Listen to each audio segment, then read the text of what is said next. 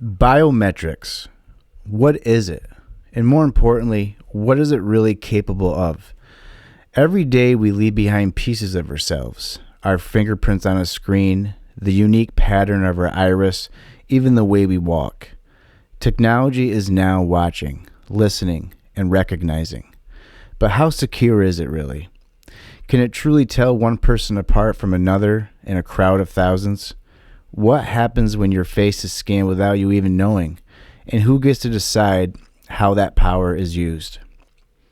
From unlocking your phone with a fingerprint, to walking through an airport where your iris is scanned in seconds, to walking down the street while cameras track your face with red boxes.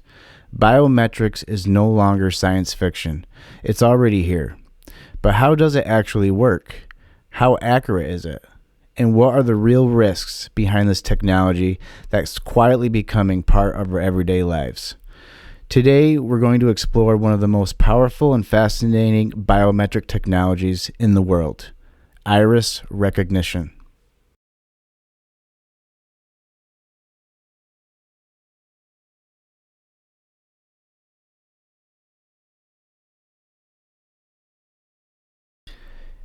Before we dive into iris recognition, let's first understand what biometrics actually is. Biometrics refers to the automated recognition of individuals based on their physiological or behavioral characteristics. In simple terms, it's technology that identifies who you are based on who you are. It's not something you remember like a password. Now, why do we even need biometrics? Its main purpose is to replace or strengthen traditional methods of identification, like passwords, PINs, or ID cards, by offering a more secure and convenient way to prove your identity. Instead of remembering something or carrying something, you simply are the key. Biometrics can be divided into two main categories. On the left here, we have behavioral biometrics.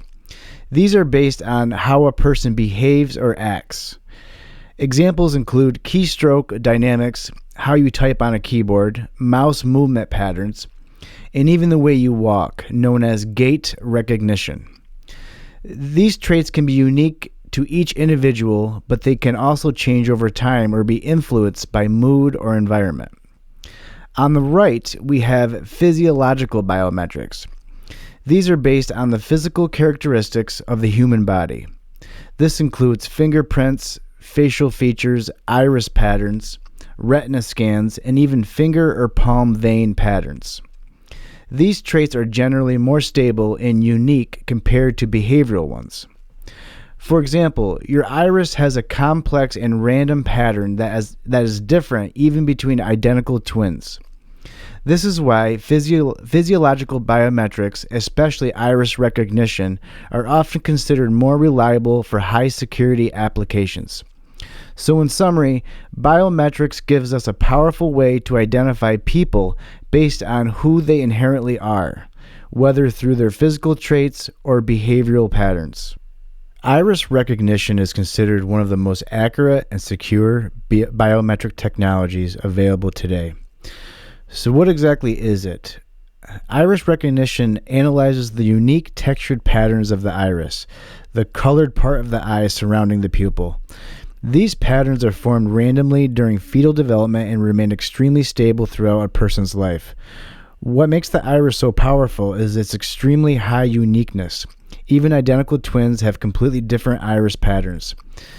This is why iris recognition offers very high accuracy, is contactless, works well across different populations, and is also difficult to spoof compared to other biometric traits. Now let's look at how an iris recognition system actually works. An iris recognition system operates in two main phases. The first phase is enrollment. During enrollment, the system captures an image of the iris, segments the iris region, extracts its unique features, and stores them as a template in a database. The second phase is verification or identification. Here, a new iris image is captured. Its features are extracted and then compared against the stored templates to either verify a claimed identity or identify a person from a database. On the left side of the slide, you can see the basic process of how iris scanners record identities. The scanner reads the iris from the outer edge inward to the pupil, plots the distinct markings and unique shape of the iris, saves the data, and later uses it to verify individual identities. In short, iris recognition stands out because of its high accuracy, stability, and resistance to spoofing, which is why it's used in high-security applications around the world. Iris recognition has gone through significant development over the past 3 decades. It began with the pioneering work of John Dogman in the late 1980s and early 1990s. Dogman proposed using 2D Gabor wavelets to extract texture features from the iris. These filters analyze the iris image by capturing both frequency and orientation information in local regions. The extracted features are then encoded into a binary iris code, typically 2048 bits in length. To handle variations in pupil size, the iris region is normalized using Cartesian to polar transformation. For matching, the system uses hammering distance, which allows fast and efficient comparison between iris codes. A simple explanation of hammering distance: you could imagine you and your friend both write down a secret code made of only zeros and ones, like this. Now, to check how similar these codes are, you compare them position by position. In this example, the 2 codes are different in 2 positions. Hammering distance is simply the number of positions where the 2 codes are different. If the hammering distance is low, very few differences, the codes are very similar. The system would say these 2 irises match. According to recent surveys on iris recognition, Dogman's method remains dominant in many large-scale systems because of its computational efficiency and ability to perform millions of comparisons per second with very low false match rate. This has enabled its use in massive deployments, such as national identification programs. However, research has shown that traditional handcrafted methods, including Dogman's approach, can face difficulties when dealing with non-ideal images, such as those affected by motion blur, poor focus, off-angle capture, or occlusion by eyelids and eyelashes. These challenges become even more significant in visible wavelength images due to the reflections and lower contrast. As a result, many recent studies have shifted towards deep learning and AI-based systems. These methods, particularly those using convolutional neural networks such as UNet and SegNet, have demonstrated better performance on degraded and non-ideal iris images. While these approaches often achieve higher accuracy, they typically require large training data sets and have higher computational cost compared to traditional methods. In addition, researchers are now exploring segmentation-less techniques where iris recognition is performed without the need for precise iris boundary detection.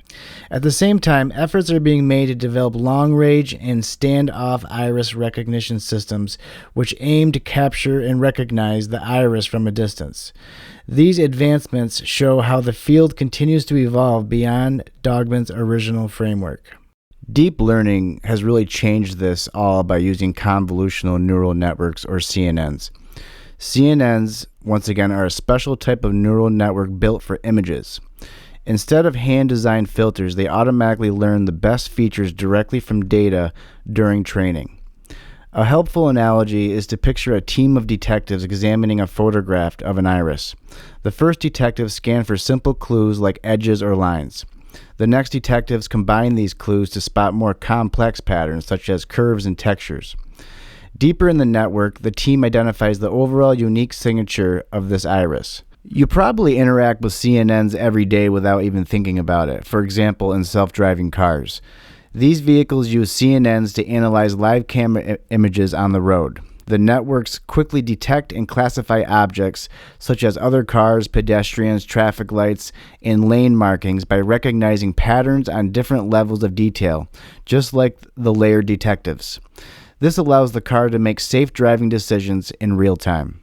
This layered hierarchical process lets CNNs build understanding step by step, much like how the human visual system processes information, as shown in foundational studies of the brain's visual cortex. Because of this automatic learning, new CNN architectures and techniques have greatly improved accuracy, especially with lower quality or non-ideal iris images, those that might be blurry, off-angle, poorly lit, or partially blocked. At the same time, mobile and contactless iris recognition is becoming more popular. Advances in both algorithms and smartphone hardware now allow accurate iris scanning using regular phone cameras or from a short distance without needing bulky, specialized equipment. This makes the technology more convenient for everyday uses like secure mobile authentication. In short, deep learning has made iris recognition more robust, accurate, and accessible by letting systems learn complex patterns on their own rather than relying on fixed rules. Before we go any further, there's an important concept that explains why some biometrics are much more reliable than others. And that concept is entropy. Entropy measures the amount of random variation or uniqueness within a population. In simple terms, it tells us how many different possible patterns or states exist and how evenly they are distributed.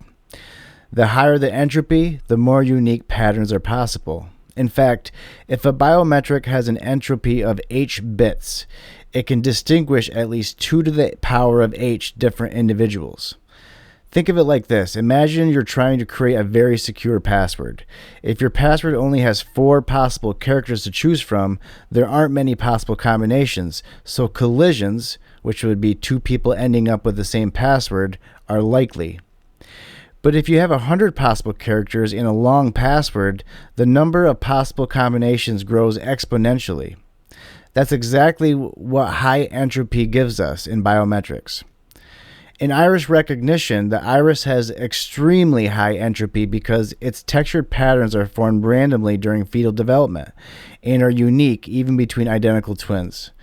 This means there are an enormous number of possible unique iris patterns, far more than the number of people on Earth. As a result, the chance of 2 different people having identical iris patterns, a biometric collision, is extremely low. The high entropy is one of the main reasons iris recognition is considered one of the most powerful and reliable biometric technologies for large-scale identification. It gives us strong discriminating power and helps avoid false matches between different individuals. In short, entropy is the mathematical reason why iris patterns are so effective at uniquely identifying people. Iris recognition systems do not use regular color photos. Instead, they use a high-resolution grayscale image of the eye, usually captured with near-infrared light. Near-infrared light is used because it reveals the fine texture of patterns of the iris much more clearly than normal visible light. This is especially important for people with dark-colored eyes, where visible light often makes it hard to see the detailed patterns. It's important to understand that the system is not looking at the color of the iris. Instead, it analyzes the random texture patterns within the iris, the unique swirls, ridges, and markings that are formed randomly during fetal development. These texture patterns are what make every iris unique, even between identical twins. By focusing on texture rather than color, and by using near-infrared light, the system can capture consistent and detailed information regardless of eye color or lighting conditions. This is why iris recognition can achieve very high accuracy across different populations and environments. Before we go deeper into iris recognition, let's take a moment to rehearse what we've already learned so far. We now know that iris recognition uses a high-resolution grayscale image captured in near-infrared light. We also know that it analyzes the unique textured patterns of the iris, not its color. And we've seen how this technology has evolved from John Dogman's original work to modern deep learning approaches. Now let's look at the main steps again involved in iris recognition or authentication. An iris recognition system generally follows 5 key steps. Step 1, image acquisition. This is where a high-resolution image of the eye is captured, usually using a near-infrared camera. Good image quality at this stage is very important for accurate results. Step 2, iris segmentation. Here the system locates the boundaries of the iris, basically finding where the iris begins and ends, separating it from the pupil and the white part of the eye.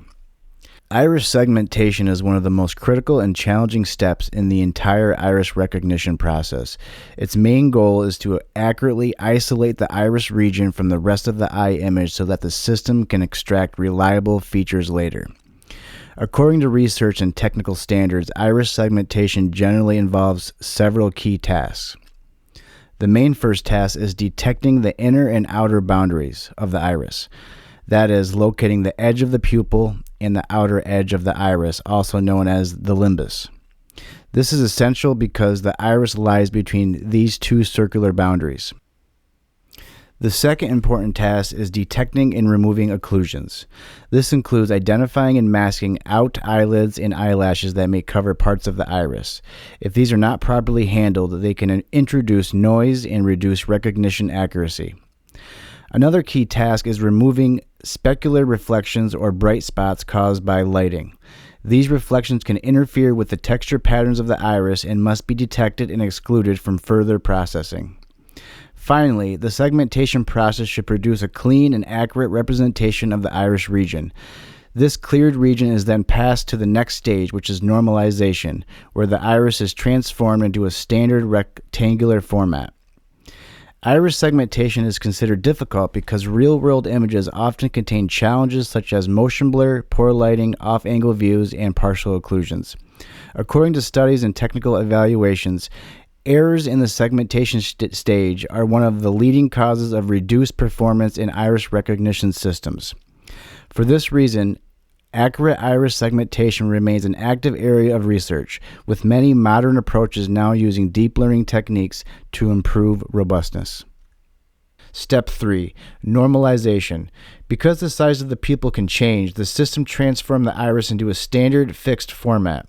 This step makes sure the iris pattern is represented consistently, regardless of pupil size. After iris segmentation, the next important step in the iris recognition process is normalization. Normalization is the process of transforming the segmented iris region into a standard fixed size format. This step is necessary because the size of the pupil can change depending on lighting conditions. When the pupil dilates or contracts, the iris texture stretches or compresses. Without normalization, it would be very difficult to compare two iris images of the same person taken from different lighting conditions. The most widely used method for iris normalization was introduced, of course, by John Dogman. Once again, he proposed transforming the iris from its natural Cartesian or donut-shaped coordinates into a polar coordinate system. This creates a rectangular representation of the iris, where the radical and angular patterns are mapped into a consistent format. By normalizing the iris, the system ensures that the same iris will produce a similar pattern representation regardless of pupil size. This normalized image is then used in the next stage, which is feature extraction, where the unique texture of the iris is encoded into a digital template, often called an iris code. According to technical standards and research, proper normalization plays a critical role in achieving high recognition accuracy. It helps reduce the effects of pupil dilation and allows for more reliable matching between iris images captured at different times. In summary, normalization standardizes the iris region so that feature extraction and matching can be performed consistently and accurately, even when the pupil size varies. Step 4. Feature extraction. In this step, the system encodes the unique texture patterns of the iris into a digital format, usually a binary code known as the iris code. This is done using techniques like Gabor wavelets. Step 5. Matching and decision. Finally, the system compares the new iris code with stored templates using a method like hammering distance. Based on how similar they are, the system makes a decision, either accepting or rejecting the person or identifying who they are. These 5 steps together form the complete pipeline of how iris recognition works from start to finish. Finally, let's talk about one of the most important questions in biometrics. How secure are the iris templates when they are stored in the databases? Iris recognition is already being used in very large-scale systems around the world. One of the biggest examples is India's Aadhaar program, which has enrolled over 1 billion people using the iris and fingerprint data. Other large scales are used for border control in countries like the United Arab Emirates and the United States. Unlike a photo of your eye, an iris template is not an image. It is a compact binary code called an iris code, usually 2048 bits long. This code is created through mathematical processing using techniques like the Gabor wavelets. Because of this, it is extremely difficult to reconstruct the original iris image from the stored template. This property makes iris codes more secure than storing actual photographs. However, like any biometric data, iris templates must still be protected. In real systems, templates are usually stored in encrypted databases and access is strictly controlled. If a template is ever compromised, it cannot be used like a password, but new templates can be generated from the same iris in some systems, offering a limited form of revocability. It is also important to understand that while iris recognition has very high entropy and extremely low chances of false matches, the security of the overall system depends on more than just the algorithm. It also depends on how well the database is protected, how access is managed, and how the data is encrypted. In summary, iris templates are generally considered more secure than raw images because they are mathematical encodings rather than pictures. However, like all biometric data, they are highly sensitive and must be protected with strong security practices. As iris recognition continues to be used in large systems, protecting these templates remains a critical part of maintaining both security and public trust.